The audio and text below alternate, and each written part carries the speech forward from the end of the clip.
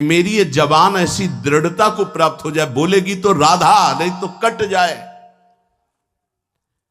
रसनाद्या तव गुण ही, केवल आपकी बात बोले, नहीं तो ये नष्ट हो जाए। मुझे ऐसी जिह्वा नहीं चाहिए जो आपसे भिलक बात करे। दृढ़ियो, मुझे दृढ़ कर दो इस वाणी को, मेरी रसेंद्री को आपका उच्छिष्ट पाए, मेरी वाकेंद्री को आपका गुणगान करे। बस मुझे नहीं चाहिए और कुछ। राधा राधा राधा, क्या दुर्लभ रह जाएगा, क्या चाहिए। पलक झपकने को निमेष कहते हैं। इतने में राधा के प्रीतम ने अनंत ब्रह्मांडों का सृजन कर दिया। ऐसी किशोरी जो हमारी है और ऐसी किशोरी जो के अधीन लाल जो है, मुझे क्या चाहिए समझ में नहीं आता। कोई पदाधिकारी हाथ मिला दे तो छाती फुला के गर्भ में घूमोगे, वो पता नहीं दोबारा तुमसे मिले कि ना मिले, तुम्हारी बात समझ पाए कि ना समझ पाए। अनंत ब्रह्मांडों के स्वामी को अधीन रखने वाली प्रिया जो कह रहे तू मेरा है, तभी हमारे हृदय में निकलता है हमारे माई श्यामा जी को राध्या। तुम्हें तुम्हारे पिता की कसम है, वीडियो को लाइक करो और चैनल को सब्सक्राइब करो। धन्यवाद। कि मेरी प्रियाजू, ये तभी बोल सकते हो जब प्रियाजू ने स्वीकार किया है। तभी यहां बैठे हो वृंदावन में प्रियाजू के घर में, तभी आप प्रियाजू के निज जनों से प्रियाजू की बात सुन रहे हो। स्वीकार करो पहले कि प्रियाजू ने तुम्हें स्वीकार किया है। हे स्वामिनी जू, मुझे ऐसी दृढ़ता दे दो, निर्माणा भवतु रसनाद्या तव गुणई, मेरी जबान अनन्य हो जाए, केवल राधा यश गान करे, राधा बोले। सदा स्थातुम कांखे विपिन वर कुंजे तव नवयो, प्रियाजू मेरे शरीर को ऐसा कर दो कि वृंदावन छोड़ के ना जाए। ऐसा रोग दे दो, ऐसी परिस्थिति दे दो, ऐसी घटना कर दो कि वृंदावन से कभी बाहर जाने लायक ही न रहे। बड़ी कृपा। घबरा जाएगा हृदय, रोग दे दो। नहीं नहीं, हमें कहीं भी रखो, रोग मत देना। भव रोग तो लगा ही आए, उसको तो तुम जान ही नहीं पा रहे, जो तुम्हें बार बार जन्म मरण, कैसा कैसा कष्ट है। जीव मानव योनि में आया, गर्भ में आया, 9 महीना रहा, मर गया, फिर दूसरे गर्भ में गया। क्या दुर्गति है जीव की, समझ पा रहे। मानव योनि में हुआ, ऐसी जगह जन्मा, उठा के फेंक दिया, उठा के फेंक दिया, जैसे कोई डस्टबिन में कूड़ा फेंकता है। क्या दुर्गति है जीव की, समझ नहीं पा रहे। आज तुम विवेकवान हो, बुद्धिमान हो, स्वस्थ हो, प्राप्त कर लो प्रभु को, नहीं कल पछताना पड़ेगा।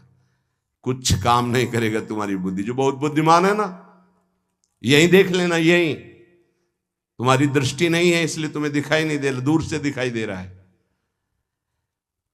कल जैसे बोले थे आज फिर बोल रहे हैं, यदि प्रभु के चरणों का आश्रय नहीं लोगे, नाम जप नहीं करोगे, शास्त्र मर्यादा का उल्लंघन करोगे, कोई भी हो, कितनी भी ऊंचाई, कितने भी बड़े पद में, कहीं भी तुम्हारा जितना भी वैभव है, तुम्हें संतोष नहीं प्रदान कर सकता। तुम्हारी चेतना तुम्हें जलाएगी, देख लेना। चिंता, शोक, भय, डिप्रेशन, दुख, इससे मुक्त नहीं हो सकते। कागज में लिख लो चाहे दिमाग में लिख लो। आज पुण्य काम कर रहे हैं तो खूब जय जय, और कल हमें बताना जब पुण्य का नंबर बदलेगा, तब तुम्हें उत्तर मिलेगा कि जीवन का तुमने क्या वस्तु खोया। जहां से बनना था वहीं नास्तिकता ले आए, अब क्या तुम्हारे अंदर रह गया है। बहुत शायद सत्संग में याद हो, एक बार सुनाया था, ये बहुत प्रिय संत के द्वारा बताई हुई बात थी कि एक बहुत बड़े डॉक्टर थे जो विदेश से, अमेरिका आदि से डॉक्टरी से, बिल्कुल नास्तिक स्वभाव। जब कभी किसी संत की बात आती तो सीधे निंदा और गालियों से बात करते थे। अरब खरब रुपए साहब, और इतने बड़े सर्जन के डॉक्टर उनका सम्मान करते थे। एक बार किसी संत ने उनको समझाया कि डॉक्टर साहब आप बहुत बड़े हैं, लेकिन इतने बड़े नहीं कि माया के थप्पड़ को झेल जाए, इसलिए भगवान से तो नास्तिक। कौन भगवान, कैसा भगवान, कहां भगवान। तो उनका एक बार जीवन में मैं स्वयं मिलूंगा आपसे आकर। संतों का स्वभाव होता है बहुत जिद्दी। एक बार मैं आपके दर्शन करूंगा आकर और आपसे यही प्रश्न करूंगा। आज मैं नोट कर लेता हूं आपका प्रश्न, और उत्तर मैं उस समय दूंगा आकर के। फिर कुछ वर्ष बाद हमको वृंदावन में मिले थे सिहोम आश्रम के सामने परिक्रमा मार्ग में बैठे हुए थे, बड़े उच्च कोटि के महात्मा, बड़े छद्म भेषधारी, कोई जान न पावे। तब उन्होंने बताया था उनका कुछ समय बाद एक्सीडेंट हुआ, मेरुदंड 6 जगह से टूट गए। मेरुदंड, अब हालत जानते हो मेरुदंड टूटने वाले की क्या होती है? जिंदा मरा हुआ आदमी, मरा हुआ तो ठीक है, लेकिन जिंदा मरा हुआ आदमी, जब उनको ये पता चले वो गए अस्पताल में, कहा डॉक्टर साहब पहचाना? रो पड़े, धीरे से बोले बचा लो। तो कहा अब तो गुंजाइश नहीं है, अब तो अकर्म लागू हो गया, अपना दंड देने में अब नहीं हो सकता। अब एक बात कहूं, अंतिम बना लो अगर तो नाम जपना। बोले बोल दो, कुछ भी नाम बोल दो, कुछ भी बता दो। अब मैं मान गया कि कोई ईश्वर है जिसके आगे किसी की नहीं, अब मैं किसी काम का नहीं रह गया। मेरी सब पढ़ाई लिखाई डॉक्टरी व्यर्थ हो गई, मेरा जीवन अब मृत्यु शैया पे पड़ा है। बोले अब बोलो राम, अब बोलो। हमें लगता है उन डॉक्टर के ऊपर बहुत कृपा पहले से ही हो गई थी, तो ये परिस्थिति आई और अंतिम बन गया।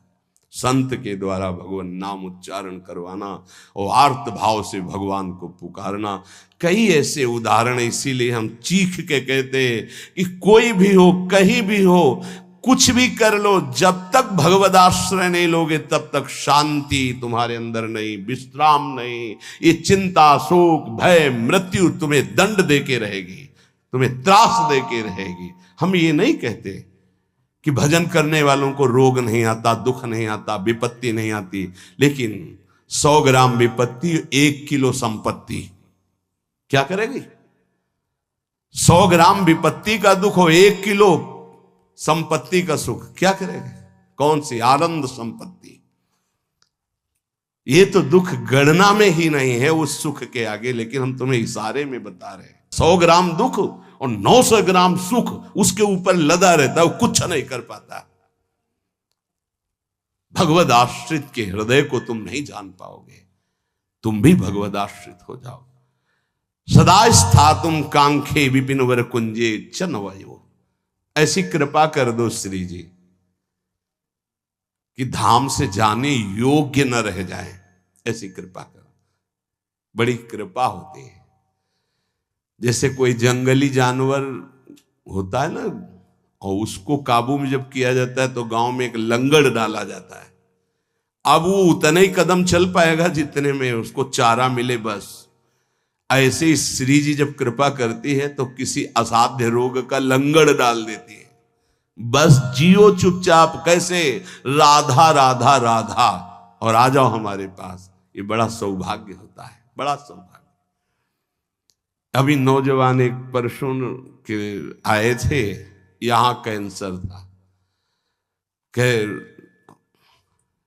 मैंने आपको गुरु मान लिया, अब राधा राधा राधा, अब एक श्वास भी नहीं राधा नाम से अलग जाएगी, बस मुझे कोई आशीर्वाद नहीं, बना रहे, बस राधा राधा, छूटे न। कितनी कृपा हो गई।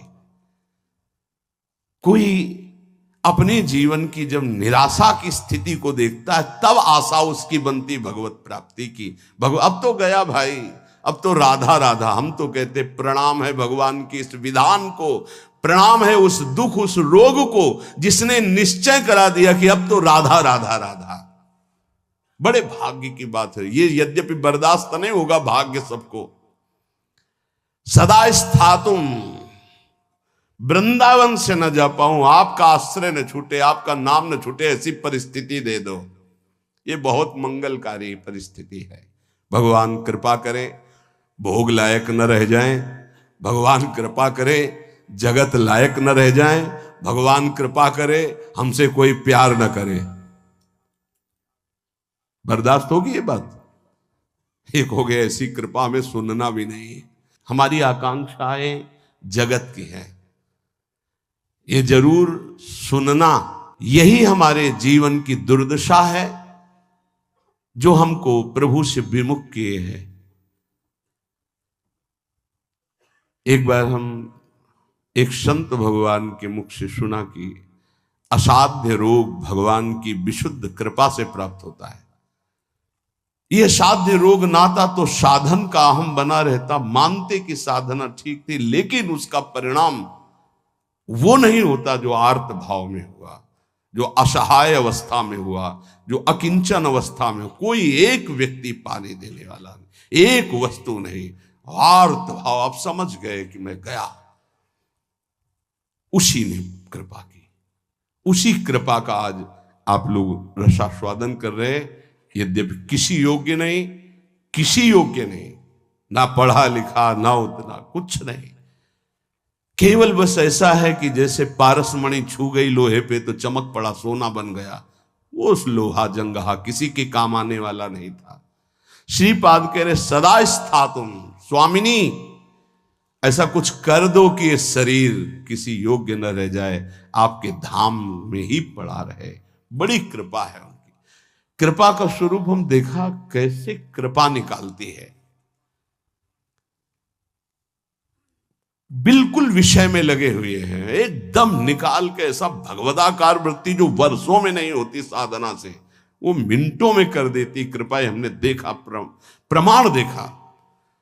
वो अज्ञानी जीव नहीं जानते हैं उस कृपा को। कृपा एक क्षण में भगवत प्राप्ति करा देती, एक क्षण में। साधना तो असाधनों का त्याग करने के लिए होती, कृपा के लिए साधन असाधन कुछ मतलब। बाढ़ आई तो सब बहा के ले गई। ये कृपा बाढ़ है। श्रीपाद करे ऐसी कृपा कर दो कि मेरा जीवन सिर्फ वृंदावन।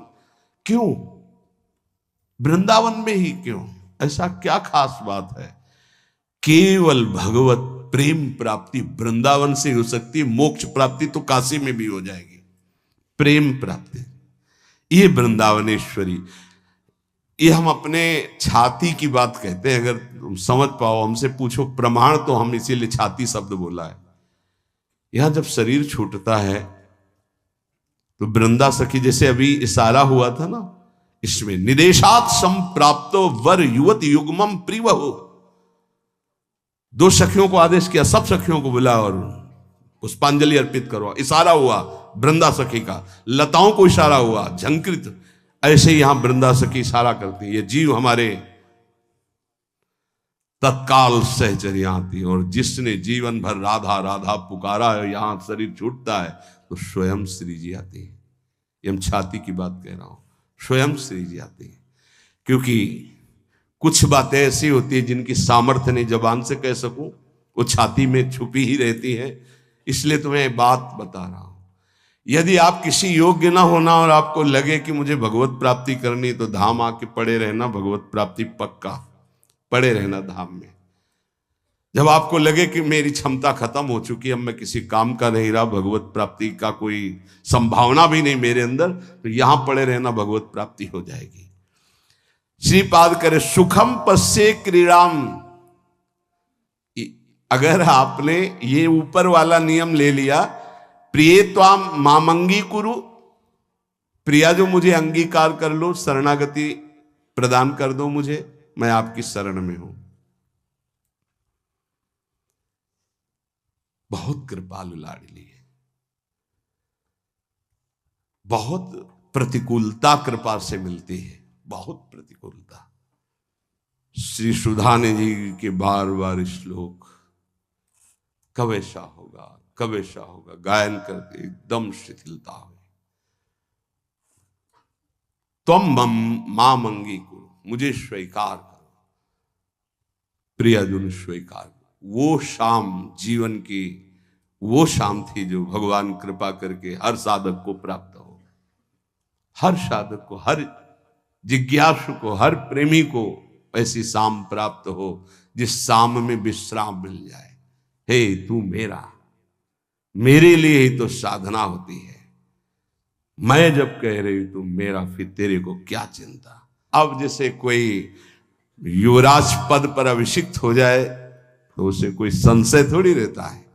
ऐसे ही हर समय आनंद मस्ती रहती, भयंकर पीड़ा की स्थिति में भी मन नाचता रहता है, केवल एक बात के लिए कि मेरी स्वामिनी ने मुझे स्वीकार कर लिया। इसीलिए मन से, प्राणों से, रोम रोम से केवल एक बात है, राधा राधा राधा। ये हम किसी पक्षपात की बात नहीं कह रहे, आप मान लीजिए, फिर आप देख लीजिएगा, आप मान लीजिए।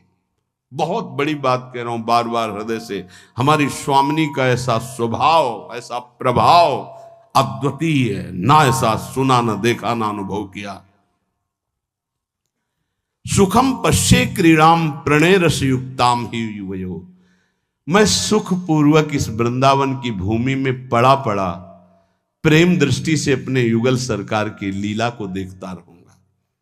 गुरु कृपा है केवलम, गुरुदेव की कृपा से ही ये निष्ठा प्राप्त होती है कि वृंदावन वृंदावन, प्राण वृंदावन, जीवन वृंदावन, सर्वस्व वृंदावन।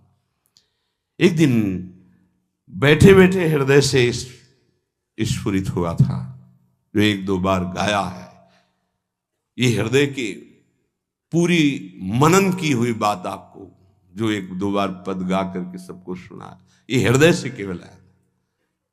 राधा नाम है जीवन हमारा, राधा नाम प्राण आधार है, राधा नाम है कर्ता विधाता, ये राधा नाम पालनहार है। राधा नाम सबका पूज्य है, राधा नाम का पूजन करे, राधा नाम के ही ध्यान से हम शुद्ध अपना मन करें।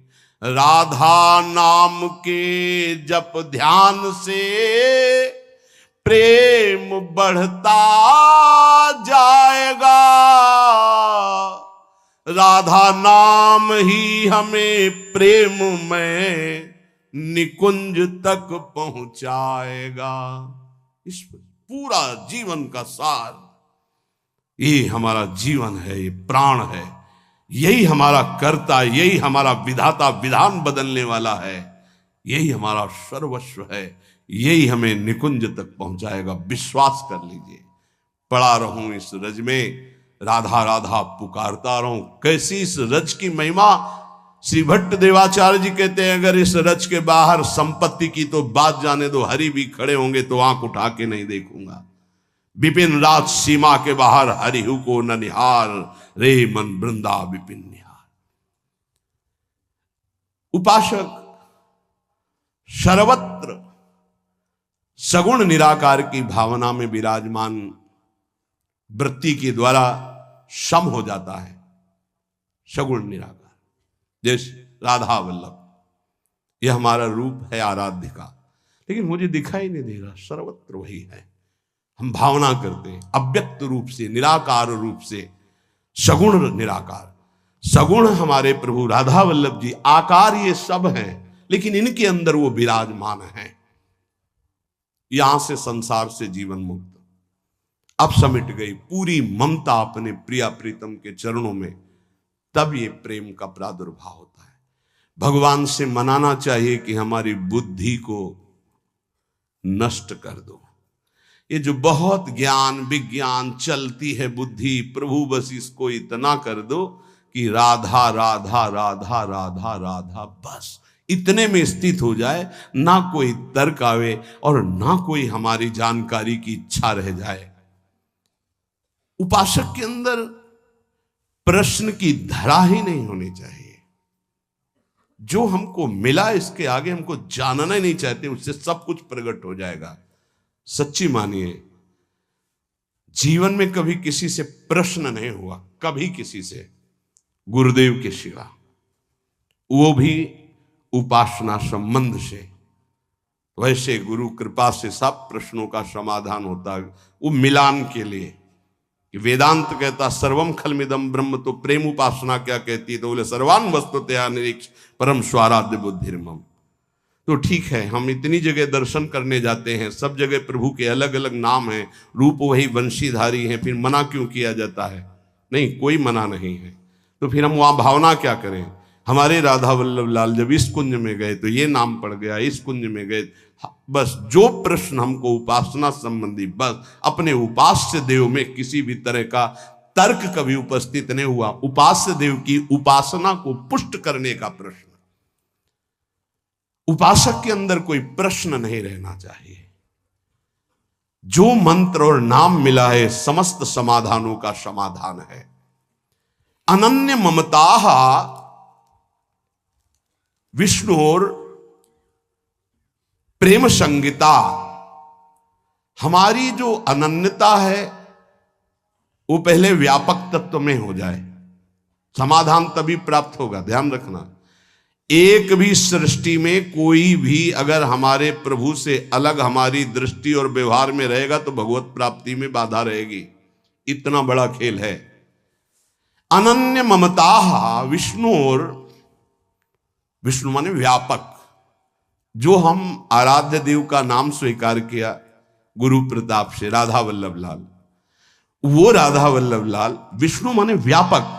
अनन्य ममता, हमारी ममता राधा वल्लभ लाल जी के चरणों में, और वो व्यापक, सब में वो व्यापक है। प्रेम संगीता, इसी से प्रेम का स्फुरण होगा। पहले सब में बराबर। हरिवंश नाम लीजिए अजात शत्रु ते सदा। देखो भला ऐसा है? ऐसा नहीं। इसीलिए नाम जपने पर भी नाम का रंग नहीं आ पा रहा, क्योंकि इससे नामापराध बन जाता है। किसी भी देवता की निंदा करना, भगवान शिव हरि में भेद रखना, संत वैष्णव गुरुदेव की निंदा करना, वेद के शास्त्रों के गुरु उपदेश के प्रतिकूल चलना, ना सुनने वाले को भी, ना चाहने वाले को भी, अश्रद्धालु को भी उपदेश करना, कई ऐसे नाम अपराध है। नाम को अर्थवाद मानना कि अरे ये तो केवल रोचकता बढ़ाने के लिए कहते हैं, ऐसा नाम का फल नहीं है। इन सब बातों से नाम जपने पर अरुचि हो जाती है, और नाम जपने पर भी नाम का फल प्रकाशित नहीं होता। अगर हम इसी जन्म में बहुत जल्दी लाभ प्राप्त करना चाहते हैं तो किसी से भी न राग न द्वेष। अनन्य ममता विष्णुर, जो व्यापक तत्व है। दो प्रकार की उपासना करनी ही होती है हर उपासक को। एक होती है सीमा के अंतर्गत, और एक होती असीम। ये दोनों उपासना की पद्धतियां स्वीकार करनी पड़ेगी। सीमा के अंतर्गत सिर्फ राधा वल्लभ लाल, असीम सर्वत्र राधा वल्लभ लाल। यो वृंदावन सीमनी कश्चन घनाश्चर्य किशोरी मणेश, ये सीमा के अंतर्गत। असीम सर्वान वस्तुतया निरीक्ष। दोनों पद्धतियां स्वीकार करनी ही पड़ती है। पहली पद्धति में समता और दूसरी पद्धति में ममता। समता करके विस्मृत, ममता करके आसक्त। ये प्रेम संग, प्रेम का प्रादुर्भाव। समझ पा रहे? अगर एक भी वस्तु व्यक्ति स्थान से कहीं भी नफरत है, द्वेष है, शत्रुता है, तो जब तक उसको नहीं मिटाओगे भगवत प्राप्त नहीं हो पाओगे। कहीं भी द्वेष नहीं था। केवल रंगनाथ जी के मंदिर के जो सेठ जी थे उनसे जरा सा द्वेष पूर्व का था लाला बाबू को, तो श्री कृष्णदास जी ने उनको विरक्त वेश नहीं दिया। और जिस दिन वो उनके सामने भिक्षावृत्ति के लिए खड़े हो गए और द्वेष खत्म हुआ, हृदय से लगाए और गए, तो रास्ते में मिल गए कि लाला बाबू आज तुम्हें हम विरक्त वेश देंगे। अर्थात हमारे गुरुदेव, हमारे इष्ट तभी प्रसन्न होते पूरी सृष्टि में किसी एक से भी वैर न रह जाए। अनन्य ममता विष्णुर ममता प्रेम संगीता भक्ति रित्युच्यते भीष्म प्रह्लादोद्धव नारदैः। श्री भक्ति के आचार्य देवर्षि नारद जी, भगवान श्री कृष्ण के परम मित्र, गोपियों के परम भक्त उद्धव जी, प्रह्लाद जी भक्तों में सर्वश्रेष्ठ, महामहिम श्री भीष्म जी, इन बड़े बड़े महापुरुषों का मत है कि इसी भक्ति से प्रेम का प्रादुर्भाव होता है। क्या? सब में विष्णुर व्यापक प्रभु हमारे, व्यवहार आपका ऐसा सम, और ममता अनन्य भाव से जो गुरुदेव प्रदत्त आराध्य देव का रूप है उसके सिवा, उसके सिवा नहीं। पूर्ण अनन्यता, पूर्ण समता। अभी आनंद आ जाए। ये जब उतरे हो अखाड़े पे तो चोट की क्या परवाह, दांव मारो विजयी भव, क्योंकि श्री जी हमारे संग है। नागरी दासी जन्म जितायो, बलिहारी बलिहारी। शालोक्य सारिष्ट सामीप्य सारूप्यकत्व मप्युतो दीयमानम न गृहणंति बिना मत सेवनम जनाहा। पहला भक्ति का स्वरूप और दूसरा निष्कामता का स्वरूप। उस उपासक में जो अनन्य ममता अपने आराध्य देव में करता है, उसको इस लोक के भोग परलोक के भोगों की तो बात जाने दो, मुक्तियों की भी इच्छा नहीं रहती। तो चलो हमारी स्थिति ऐसी नहीं, लेकिन हमें अपनी इच्छा को शासन में तो लेना पड़ेगा। अगर इच्छाएं बढ़ती गई तो ये तुच्छ इच्छाएं हैं, ये कहां हमें मुक्त होने देंगी, कहां हमें भक्त होने देंगी। जबकि शालोक्य भगवान के समान लोक का वैभव प्राप्त हो जाना। जैसे सुदामा पुरी बन गई तो सुदामा जी ने उस पुरी का भोग नहीं किया, पत्नी से कहा तुम्ही ने भेजा था, तुम ही इसका भोग करो, हम तो भिक्षावृत्ति से वैसे ही जिएंगे जैसे अपने प्यारे श्री कृष्ण के लिए जीते थे। शालोक्य नहीं स्वीकार किया। शारिष्ट भगवान के समान ऐश्वर्य विभूतियां बल विक्रम सब जागृत हो जाना। सामीप्य भगवान के समीप भगवत स्वरूप धारण करके विराजमान रहना। सायुज्य भगवान में समा जाना। जैसे तरंग जल में लीन हो गई, कोई भी मोक्ष नहीं चाहता। भक्त तो चरण दासता के सिवा कोई सुख नहीं चाहता। ना भगवान के समान रूप धारण करके, भगवान के समान ऐश्वर्य धारण करके, भगवान के समान लोक, भगवान के समान वैभव, भगवान में लीन, ये कुछ नहीं चाहता। सालोक्य सारिष्ट सामीप्य सारूप्यकत्व मप्युत दीयमानम। अधिकार हो गया, वो जो चाहे मोक्ष प्राप्त कर ले। न ग्रहणंति, नहीं चाहिए। क्या चाहिए? सेवनम जनाहा, केवल सेवा आपकी बस। ना मुझे और नहीं चाहिए, नहीं, ये पांचों मोक्ष नहीं चाहिए। कैवल्य परम पद स्वरूप बोध महापुरुष को मिलता है। भक्तिवान कैवल्य परम पद का अधिकारी स्वयं हो जाता है, क्योंकि स्वरूप बोध भगवान के दर्शन और स्वरूप बोध एक ही साथ होता है। मम दर्शन फल परम अनुपा, जीव पाव निज सहज स्वरूपा। और यहां तो भावदेह की प्राप्ति आचार्य कृपा से पहले ही हो जाती है। अलग अलग उपासना का खेल है। जैसे भाव से आप भजन कर रहे हो, आपको स्वरूप ज्ञान भी नहीं है, खूब नाम जप कर रहे हो, विकल हो प्रभु के लिए, कोई मैं कौन हूं क्या हूं कोई मतलब नहीं, तो भगवान दर्शन देंगे, जे ही दर्शन देंगे स्वरूप बोध हो जाएगा।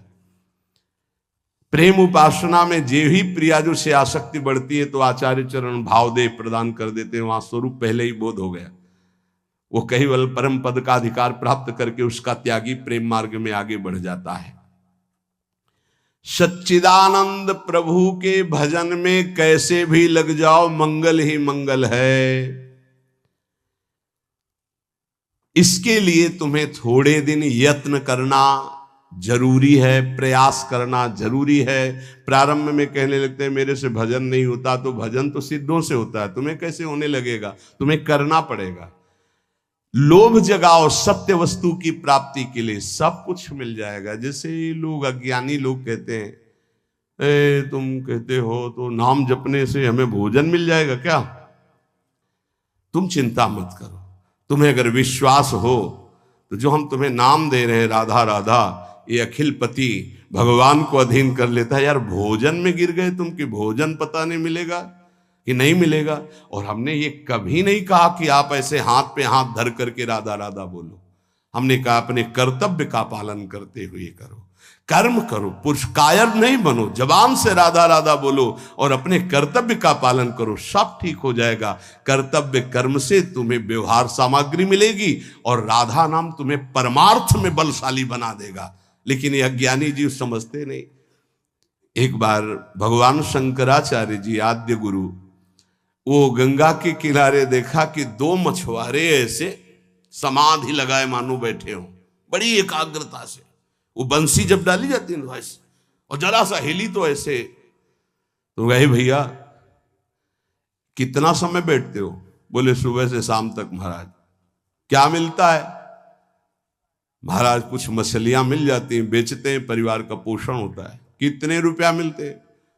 बोले इतने मिल जाते हैं। बोले ठीक है, इतना रुपया तुम्हें देंगे, भोजन देंगे, वस्त्र देंगे।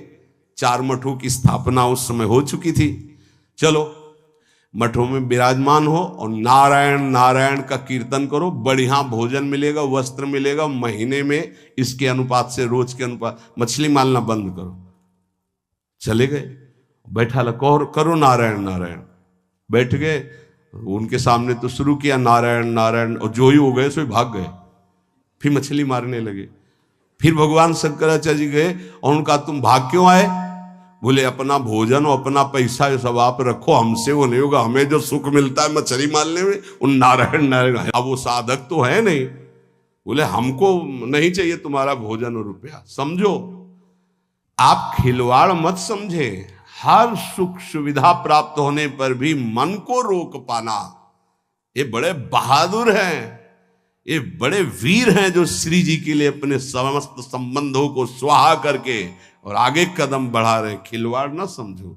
उनको कहा गया कि तुम्हें मछली मारने से जितना मिलता है प्रति महीने मिलेगा, कोई चिंता नहीं, खाओ पियो, नारायण नारायण बोल। नहीं कर पाए, क्योंकि मना स्थिति जब तक राजी नहीं तब तक कैसे हो सकता। मना स्थिति को प्रभु में राजी करने वाले, इसीलिए सतरत सतरत सा लोकांतारित। तो आप सबसे प्रार्थना है, भजन सिद्धों का होता है, साधकों का नहीं। साधकों को प्रारंभ में बिना रुचि के, बिना भाव के, बिना स्वाद के भजन करना पड़ता है, और भजन ही हमारे जीवन को परम सुख में पहुंचाएगा। आत्यंतिक दुख की निवृत्ति, जहां लेस मात्र भी दुख नहीं प्यारे, वहां पहुंचने की बात कही जा रही है। इसलिए आप बात मान जाओ, क्योंकि ये ऐसी कोई वस्तु नहीं कि हम खरीद के आपको खवा दें, ऐसी कोई बात नहीं जो हम आपको दिखा दें। बस वाणी से कह के असमर्थ होकर के बस कहते हैं कि आप मान लो बात। राधा राधा राधा राधा, जो आपको कर्तव्य मिला है उसे पूजा मानो और नाम जप करो, निहाल हो जाओगे, मस्त हो जाओगे। कोई भी तुम्हें परास्त नहीं कर पाएगा, हारते हुए भी जीत जाओगे, और अगर प्रभु से विमुख रहे तो जीतते हुए भी हार जाओगे। ये बात ध्यान रखना जीवन की। नाम है तो सब कुछ है, नाम छूटा तो कुछ नहीं। इतनी बात लिख लो। ये हम केवल कोरी भावुकता में नहीं कहते, किसी पक्षपात में नहीं कहते, शास्त्र प्रमाणित जीवन का सार आपको बात कहते।